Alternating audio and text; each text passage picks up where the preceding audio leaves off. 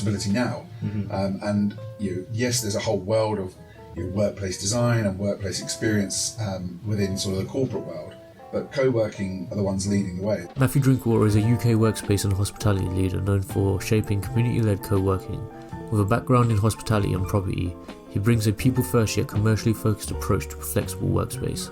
As former Managing Director of PLATF9RM, he helped steer the business through a challenging period, securing its future as a leading co-working brand. His work focuses on creating sustainable spaces that support entrepreneurship, local growth and more human ways of working. So Matt, let's just get straight into it. So from your experience, why do well-run co-working spaces matter so much? I think it's really important that the sort of way people work has evolved so much in the last 5-10 years. Before, you used to sort of be able to attend networking events. You'd have to kind of arrange meetings one-to-one to sort of sell your business. Since the introduction of co-working spaces, you've really seen the speed in which small businesses and medium-sized enterprises can grow. It's just, they're such a large industry now. They're kind of getting they're bigger representation within the economies they sit within, because they're being able to interact with people on a daily basis. They're being able to sit across from a table from the person that they are trying to sell to. Their customers are their colleagues' customers. The conversations around the water cooler or the coffee machine are being sort of done daily, and each one of those is an opportunity to sell your business. Let alone the sort of events that co-working places put on. You end up with lots of people coming in to attend your talks, where again it leads to networking opportunities. So I think the ability to sell your business and work amongst people who are going through similar struggles to you is really sort of having a massive impact on the SME world and how businesses are growing. I think it's just a way to collaborate these days. Instead of having to book like 100 meetings with people, you can just be in a co-working space surrounded by customers, potential partners. It's like the space to be with like-minded people. And I think if you work in a co-working space as well, you only have to sit and watch for a couple of hours, and you can really start to see kind of businesses, the way that they interact, the way that they are meeting new people all the time. If you're going to come into a co-working space to sit down and sort of work on your own, there's lots of places you could do that. But if you really want to have a big impact on your business and have a real opportunity to meet like-minded people or meet your next customer, then co-working's for you. Okay, so let's take it back. So how did you actually get into co-working? So co-working, I worked in sort of luxury hotels for a number of years, and I went through kind of a bit of a change in my life, my lifestyle, my sort of everything about me kind of went through a big change, and I'd kind of had my whole career had been driven towards achieving all these sort of great goals in hotels, which I achieved at the age of 30. And once I'd hit my goals, I started to reevaluate kind of what I wanted to do, what my next stages were looking like. And I realised I wanted an opportunity to work in an environment that wasn't sort of wearing a three-piece suit every day, talking to loads of people I had nothing in common with. So I wanted to go to an environment where I could be more myself, I could interact with people that were kind of fun and exciting, and I could just have a little bit more personality at work rather than keeping the two parts of my life completely separate. So my personal life and my work life sort of started to become one. And I think so working within co-working became kind of quite important to that. My first break, I guess, was this sort of really obscure LinkedIn advert sort of selling this dream of working in this new world, this new environment of something that blends the world of work and hospitality together. Didn't really kind of know too much about it until I started speaking to the founder and what their vision was, and it just really excited me, the opportunity to do something that used the skills I'd had before in something that was at the time relatively new. Co-working was only really happening over in the US with WeWork, and it was starting to move here into the UK, so you were part of a new movement, so I just couldn't really not take the opportunity. And would you say it's quite similar in terms of hospitality I think there's a lot of crossovers. Yeah, I think I was quite heavily involved in the hospitality industry before, so I've made several attempts to try and get the hospitality industry to adopt co-working rather than it falling into the world of real estate.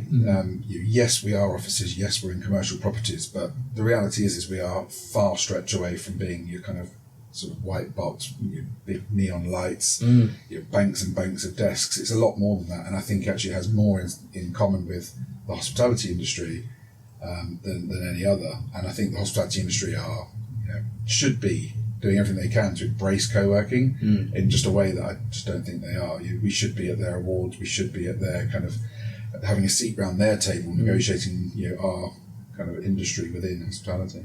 Yeah, and I think the world we live in now is that the way people want to work as well is changing.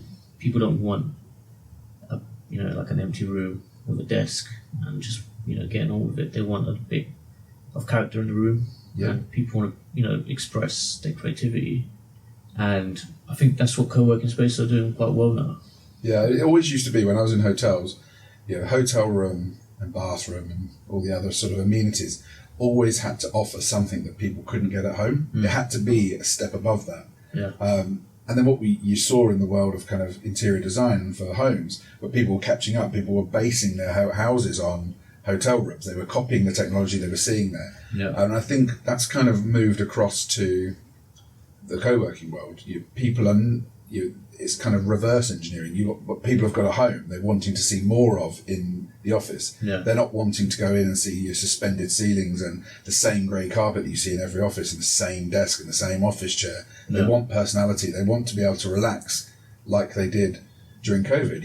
You'd work on your sofa, you'd look out the window, you may sort of move to the kitchen table because you fancy a change of scenery. People want that possibility now. And yes, there's a whole world of workplace design and workplace experience within sort of the corporate world. But co-working are the ones leading the way. They are showing traditional offices how to do it. It's not being led by your kind of big landlords. They're kind of playing catch up in all of this because it's the small niche operators that are starting to really have the impact in the way we work. Yeah. And obviously when you joined, it was pretty much a blank canvas for you. Yeah. And you got to kind of shape the space and, whether it's furniture, equipment, how was that kind of, working with a blank canvas, getting creative? Yeah, I mean, I've been lucky enough in quite a few instances to sort of come into something that's blank. There's lots of work still to be done. I think the difference here is I think the speed in which we needed to sort of get that done. A lot of places, there's a real kind of long lead in which you kind of do lots of other activities. You just really start to sort of build the image out. But here, there was very much we had the image and we just needed to bring it to life.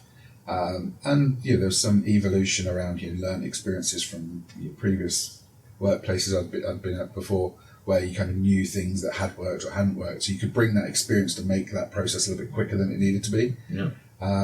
But yeah, no, it was fun. It was at times quite stressful. It was quite kind of painful. There was lots of times where you had sort of toolkits out and we're building furniture, but that's kind of quite the fun part of starting something new is being able to get your hands dirty as well as doing your day job. Yeah. Yeah, no, when you joined, a few months ago now? Yeah. It was pretty much, there was nothing really much done. It was an empty space. Like you said, it was a tight timeline.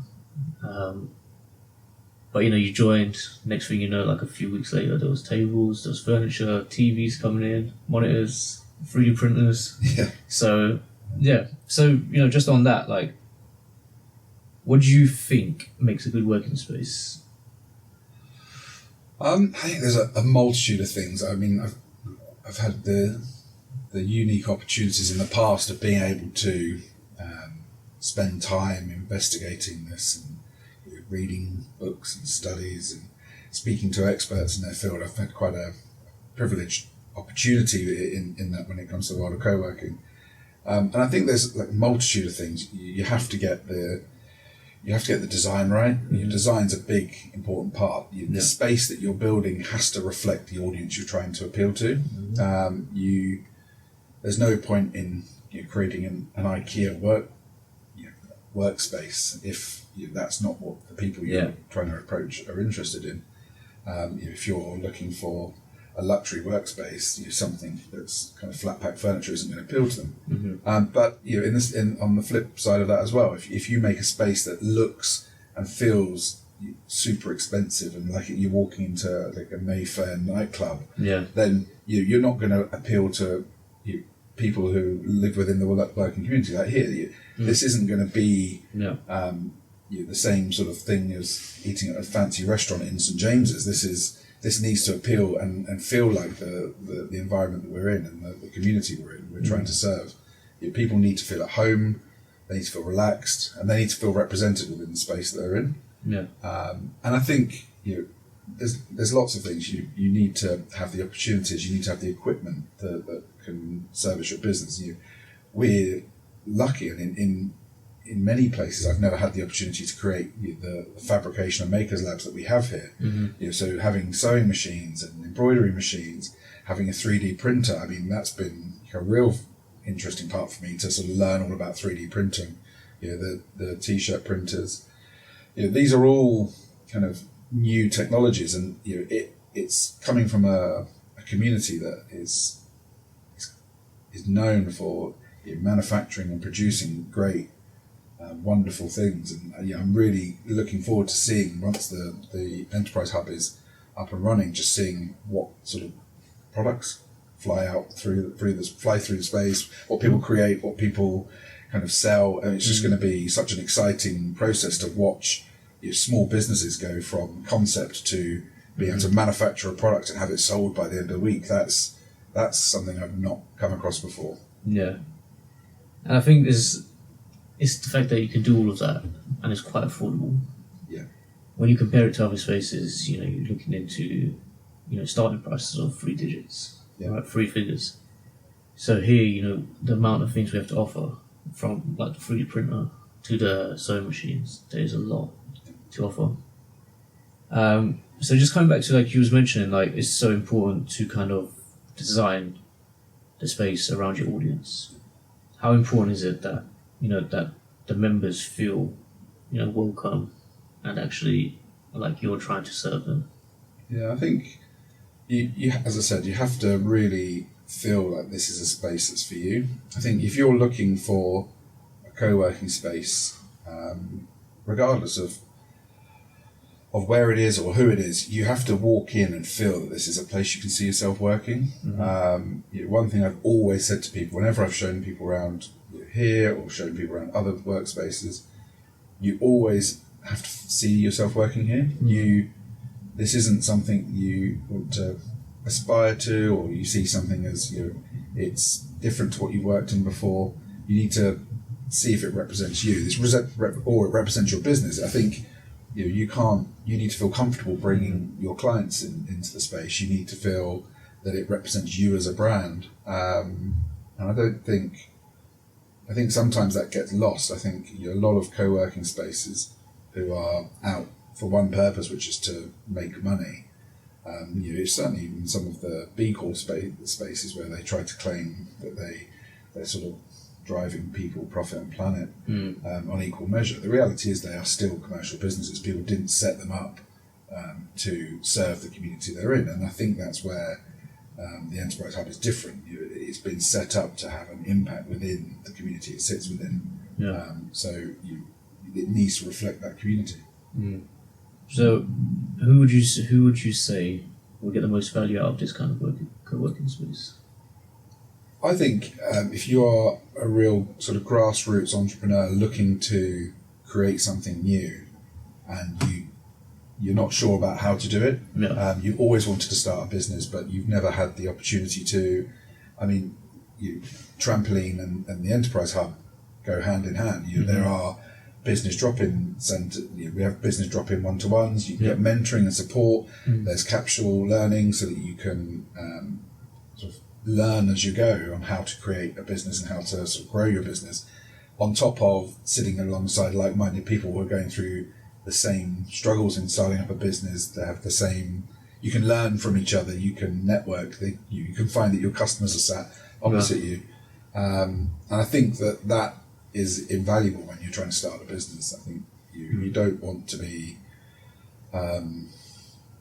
you don't want to be sat in a room full of people that don't know what you're going through. A lot of co-working spaces now are being taken over by organisations looking to work a little bit differently, sort of be seen as being quite kind of forward thinking. So they'll take they're a company of 20 employees and have a small office and then throw the rest into co-working on the understanding that they're doing something cool. Well, that's fine, but for the actual genuine entrepreneurs that we're hoping to and expect to attract here at the Enterprise Hub, those people aren't going to be your customers. They're not going to be the people that are going to help you or understand what you've been through. They are, they could be HR, they could be finance, they could be sales, they could be a recruiter for a recruitment company. They're not people that you might need to speak to. So I think actually having people who understand what it's going to take to get your business off the ground, and then having Trampoline based here as well, that running programs that are going to help you get your business off the ground. I just don't think there's many spaces offering that level of dedication and support to getting your business off the ground. And how do you go about designing a space that works for a variety of members? I think the key when approaching it is knowing who it is that you are trying to, what community it is you're trying to serve. I mean, the word community in co-working gets thrown around a lot, and to many people, the word community is everybody. But the reality is a community is never everybody. You have to know exactly who it is you want to serve, who you want to attract into the space. So you kind of build it with that in mind.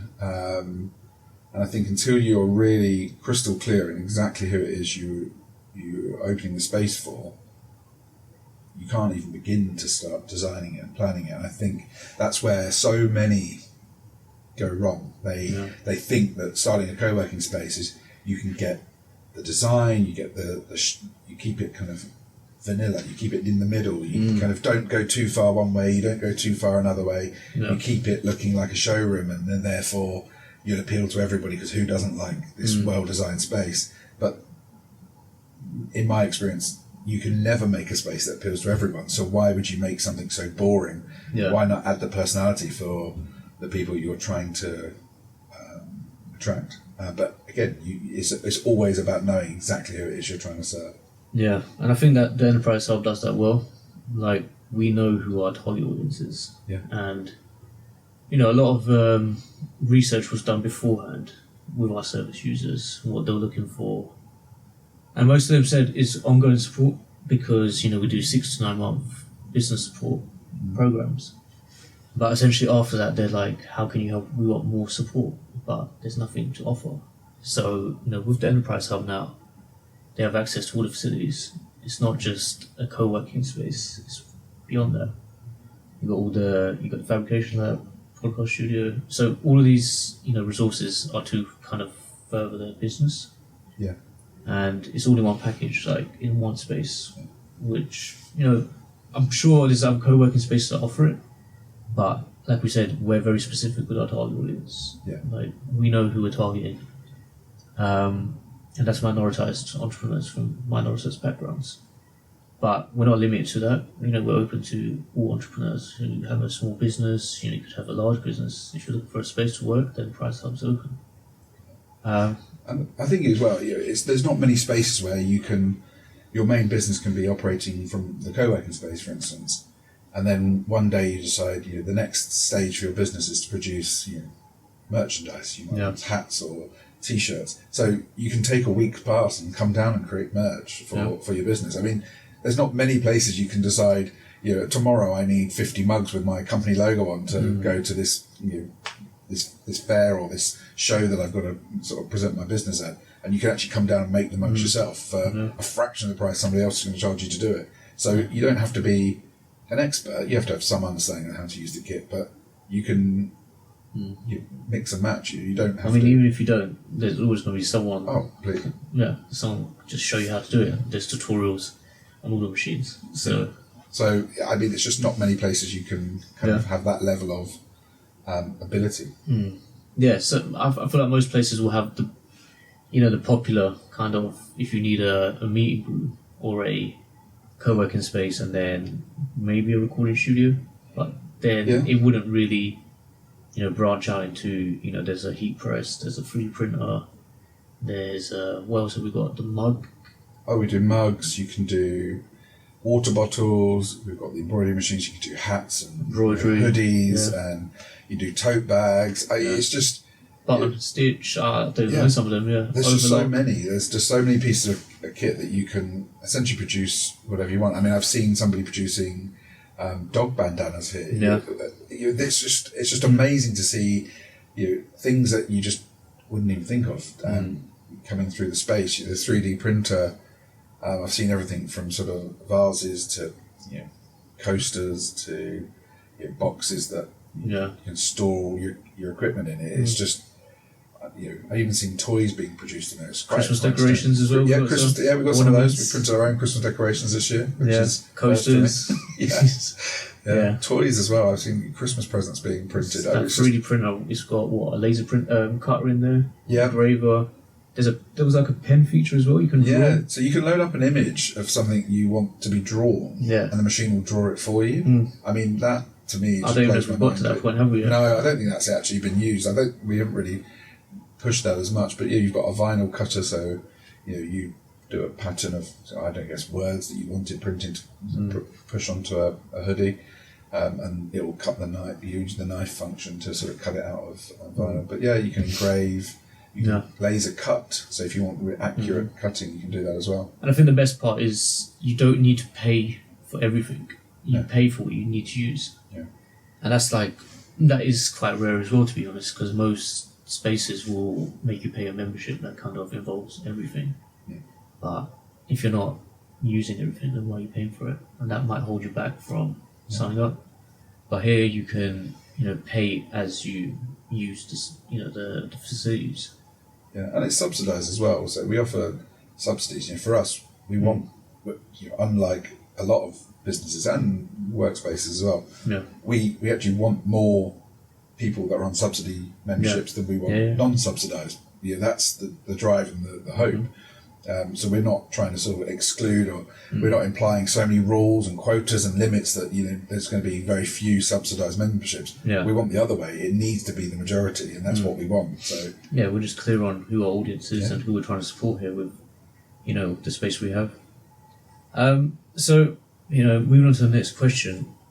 So how do you actually know that a space like this is serving, the members? I think you've only really got to take a couple of hours to sit in the space and watch. I think if you I always make a point of grabbing a seat in the co-working, not sort of working in an office or working in a quiet corner somewhere. Yes, that's got its time and its moments. Sometimes you need to focus. Everyone has those moments. But sitting in the co-working space and just watching the interactions around you, I think that's it. It's about collaboration. And yes, the word community as well. Community is key, and it's a word that has multiple meanings to people. It gets used for everything. It's kind of an umbrella term for so many things, but it really comes to life when you see it in action. When you see a business introducing themselves to somebody sat across the table from them, and they talk about their business, they talk about what their products and how they could potentially work together, and you see that collaboration happening in front of you. That's when you kind of know you've done well. And a good workspace doesn't just kind of create somewhere for people to work. It fosters those relationships. It makes people speak to each other. It introduces people that they know will work. If you're talking to somebody one day and they say, I'm having real trouble getting my website sorted, I know someone who designs websites, let me introduce you. That's when kind of the community's really coming to life. That's another thing that Trampoline pushes quite a lot, is collaboration. Is no one knows how to do everything, and if you was to find someone to do it, it probably costs you quite a bit if you just go online and look for help. But with Trampoline, it's all about community. So if you're going to be surrounded by businesses, someone could be doing accounting, someone could be doing, I don't know, like you mentioned, dog accessories. And if you need an accountant, you can literally just look to the left and there's someone there. Yeah. Then we've got the directory as well, so you can literally just go on there, look for what you need. If it's catering, accounting, whatever it might be, it's all there. Okay, so next question: so with a space like this, how do you cater for everyone? Because everyone's got different needs. Everyone might be requesting certain things. How do you kind of go about who you're gonna listen to, and what you can cater for from the operations? I think there's two ways. There's a sort of accessibility. I think accessibility is important. You have to make sure that you give everybody the opportunity to come into the space. You don't want to exclude anybody for ability reasons. So that's kind of one thing, and I think that comes into the design, that comes into everything you do and you create for the space. But outside of that, I think you almost need to expect that you aren't going to please everyone. I don't think there is any one space that tries to please everybody. And when they do, I think they fail at pleasing anybody. Yeah. If you look at some of the big multinationals that have been doing this for years and years and years, and their aim is just to get new people in all the time and just keep pushing people through the door. They don't mind losing them because they're used to kind of having people coming and going. They're the people that try to please everybody, and people don't have anything nice to say about them because what are they working for? What are they working towards? So actually, I think it's important that you don't set the space up for everybody. You set it up for exactly who you want to appeal to. We've created our maker spaces because we want to appeal to people that are manufacture products or create fashion or 3D print, and we're in a part of London that isn't inundated with co-working spaces, and you can walk along massive parts of London and every 2 or 3 doors there's a co-working space which is charging 3-digit numbers for exactly the same thing as the one next door's doing, the one next door to that's doing. I think if you were to remove the name off the front door of most of the co-working spaces in London, I don't think you could tell them apart. And I think that's what happens when you try to appeal to everyone. And I think that's what the Enterprise Hub is not doing. It's trying to appeal to the community it sits within. And that does mean that if you are a sort of in the city accountant, you may not feel at home here at the Enterprise Hub. But that's not that we're trying to exclude you. If you feel comfortable come down. But there's probably lots of other spaces in and around the places you're used to being in and that appeal to you more. Yeah. And I think the offer as well of a lot of other co-working spaces is very similar. Yeah. It's like fancy coffee shop vibes. I think that's fair. I think, that comes about because everybody spends so long watching the competition that you end up just becoming the competition. Yeah. One thing I've always tried to do, whether it's a success, some people may say it is, some people may not agree with me, but I think the best way to be true to yourself is stop watching what other people are doing as much. Be really confident in your own abilities, your own kind of understanding of your market, your audience, the people you're trying to appeal to. They're the people you're going to learn more from, and about what you need to do, what you need to do better. People are not going to be shy of telling you when you're not doing something right. It's about how you respond to it. Yes, you can look at people for pricing to make sure you're competitive, but certainly not in design, I think. And sort of the way you set up the space, kind of what you offer, I think you do something different, be bold. You're very rarely the people that look and feel like everybody else are the ones that do well. It's the people that stand out, the ones that challenge, the ones that do something different. And I think the Enterprise does that. The Enterprise Hub does that really well. It knows exactly who it's trying to appeal to. It sort of prices itself in a price point that is far below everybody else, and that's not to attract everybody. That's because we understand who it is we're trying to target. Yeah. With that one, I think we do quite well, like with the painting something like this. Yeah.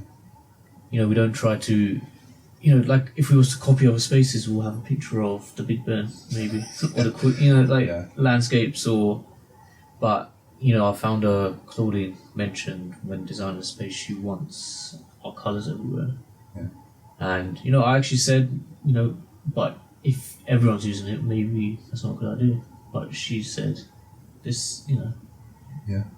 But you can tell that. I mean, I've kind of worked in and around India. I've known co-working. You know, I go to others. I've got friends in the industry. I go to various like kind of co-working conferences and various other things. And you know, one thing that I always kept hearing time and time again is, "Oh, we've built a podcast studio and people don't really use it." But it goes back to what I was saying before. It's because you've tried to appeal to so many people that actually the people in it aren't people that don't need a podcast studio. However, one thing I've been really surprised and not pleasantly surprised by is just the number of people interested in the podcast studio here, and the amount of people that are using it. Not just, I'd like to start a podcast, and it's something someone talks about but never actually does. Whereas here, this has kind of been one of our busiest facilities. People are coming and going all the time. It's booked out at least once or twice a day at times. It's really good to see that people are actually using it, because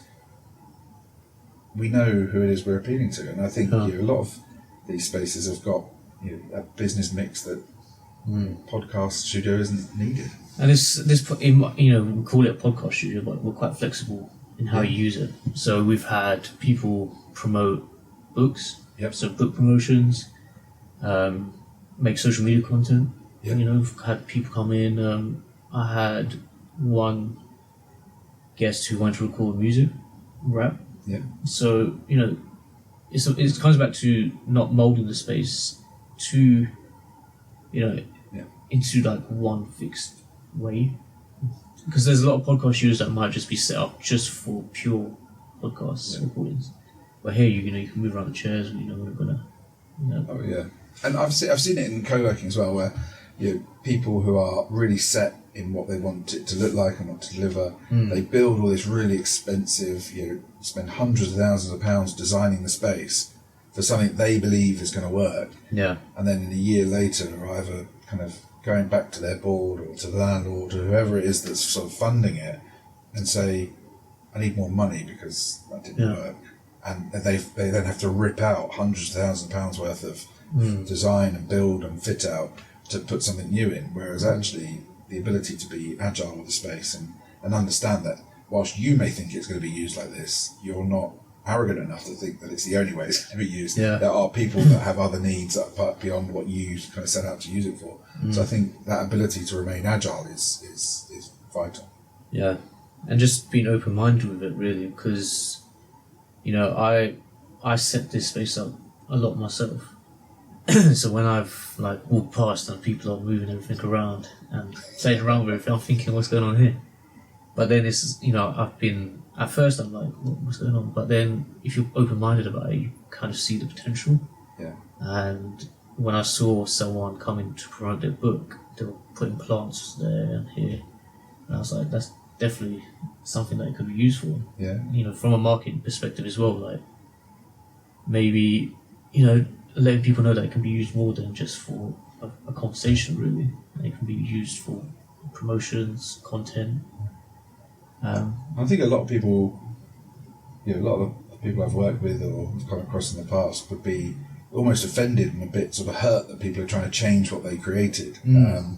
You also see so many co-working spaces, they just feel the need to plaster their brand in anything that could possibly be put online. So if you were in many other co-working spaces, you'd find like a massive logo behind us here with the company name on, so that if you film your podcast here, it's going to be promoting them every time, and that's just not what we're here for. We're not here to sort of.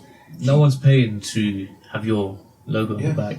They want to use it to make their own content. Yeah, and also, your logo at the back isn't going to. It may drive the odd one or two bookings where people are curious and start to Google what it is, but the reality is people walking out there really happy knowing that they've had a great experience and it suited their needs, and you've not constantly tried to sell to them by having your logo on the back That's more likely to convert more, Yeah. because they're going to tell their friends, whoever, Yeah. connections that, I used the recording studio at the Enterprise Hub. Yeah, word of mouth is always a much better sales tool than having your logo in the back of someone's podcast that people may or may not watch. It comes back to the experience. Yeah. If people have a good experience, they're going to talk about it. Yeah. And that's marketing itself.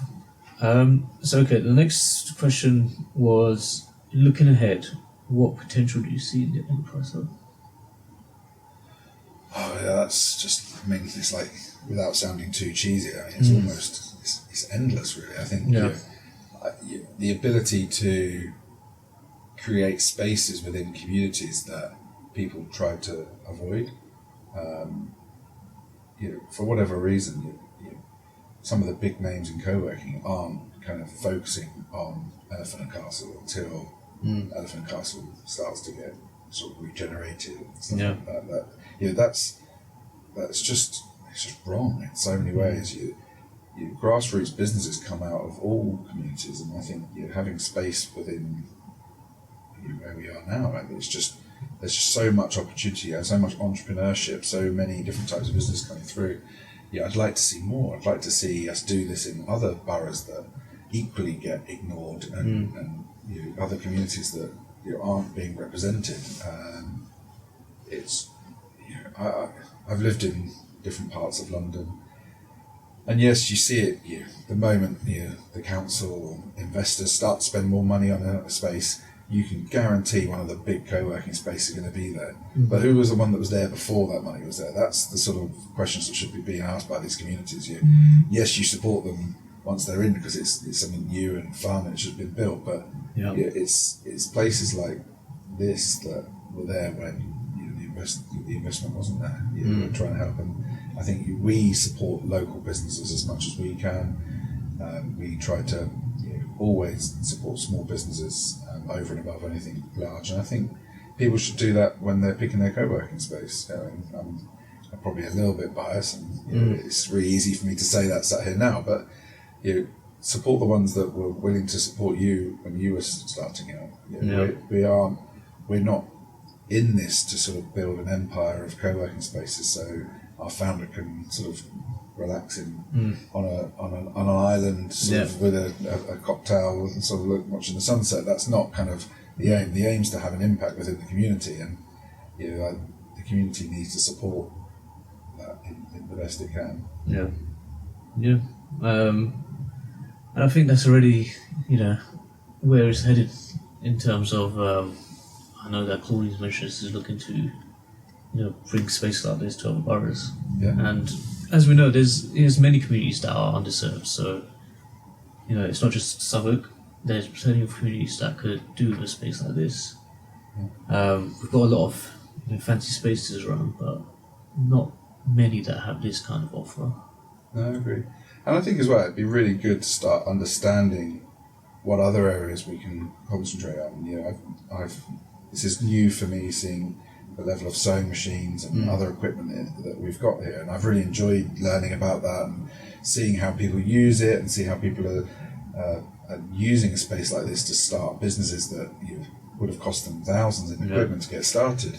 So I'd like to be able to find other areas of business where we can create maker spaces for things that we wouldn't have, that aren't as readily available, and start to look at ways of offering unique facilities that are specialist for.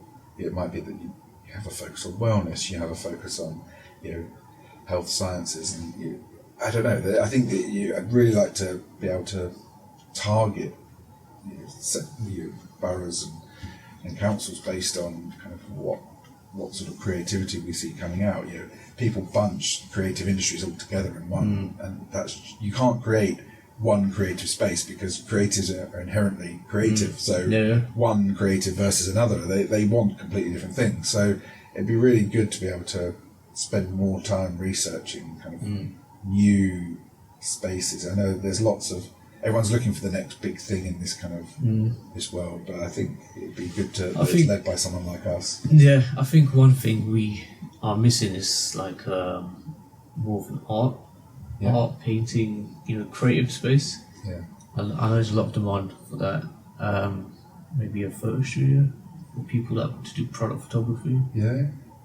That's quite high in demand. And I think as well, even things like, I've always kind of, mental health facilities, a lot of the kind of places you go to see a therapist or anything like that, they're always above shops or in kind of big clinical spaces that just don't really make you feel comfortable walking into them. There's always other areas I really feel that you could make spaces that make a difference to people. The world and how we see it. There's this sort of boom in kind of small independent travel agents where you can start selling to your friends on booking holidays. People aren't buying things in the high street the way they used to. The high street's evolving, so that means that the use of spaces like this for those sort of business practices as well. And then what do they need? What sort of facilities do people need to be able to do that? You need it to be almost on street level, so it's accessible, it's visible. There's lots of different areas you can look into, but I think it'd be good that it's led by an enterprise that really supports small business. Yeah, and I think it's just going to be a learning process, seeing what members are missing, what they would like to see more of, and that will kind of just come over time, really. As we have more members come in, use the space, they'll be able to give us feedback, and hopefully we can accommodate for as much as we can. I mean, we will make mistakes. There will be things that aren't quite right. That would be naive to think that's not the case. But it's how we respond to it and what we learn. But also, it's a balance, isn't it? People will always be able to give you feedback. It's just about being able to pick out the bits that you can. What makes sense? What serves our community. And, we're not working with an unlimited blank checkbook, so unfortunately you can't throw money at everything, but you can certainly see what's going to have the biggest impact on the I mean, if we can justify it, then there's always a way to kind of work towards it. So if there is a need and we see that 100 people come to us from the community, then we'll try our best 100%. To make it happen. That we come to the end of the episode. We can close by just wanted to ask, what is your favourite space in the enterprise hub? Well, something that's kind of was new to me when it first came, and it was like really alien concept. was the 3D printer. I would just I've got a friend who's really really into them, and I just kind of put it down to the fact that he was into everything IT and technology based. So I just kind of ignored him, and every now and again he'd print me the odd thing that I just kind of put in the cupboard or used, but didn't pay much attention to. But the 3D printer has really kind of wowed me at the detail and what you can produce. I mean, if you can almost within reason, if you can imagine it, it can be done. And I think that's yes, it takes time. It's not it's not like a paper printer. You don't press print and a few seconds later it's finished. But the detail in which it produces things, it's just really, really surprised me. I've learned something new, and it's a skill that I've thought about having one at home, but then I thought, well, why I've got one at work, so I'll just use that when I need to. I think when it first came, he was making something new every day, wasn't he? Bring it up, look what I just made. I put it under the idea that we need to have some examples to show people, but the reality was I was just fascinated by it. Messing around with it. But I don't even know if the 3D printer was on the list of things originally, or was that more of a... I think when I started, Claudine was really key that she wanted a 3D printer, and it needed to be part of it. I must admit, my gut was saying, let's not do it.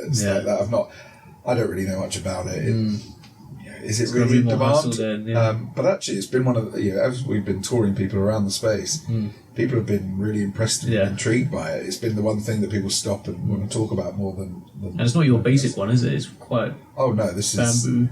is... Bamboo Lab. It's... I've been led to believe it's like the Apple of the 3D printers. And it's a 3-in-1. It's not just a printer, it's an engraver, cutter, and that drawing feature. Well, it just that sort of cleans up after itself. It's tidy. The 3D printer is one element. But yeah, you're right. The laser cutter, that was hearing the word laser and you're changing over to that setting it was a bit daunting at first. I was thinking about lasers, and you always taught lasers are sort of scary things, but actually, again, the detail and how easy it was to use. And we've got a PC right next to the printer, so if you've not got the software or the ability to design it, you can sort of sit next to it and design your own product or engraving that you want to add to something, and it can be done in seconds. I mean, the laser engraving was so fast that on contrast to the 3D printing, it's super fast. It was done in seconds, and that was quite surprising. All right, so that is the end of the episode, Mo. Thanks for being here today.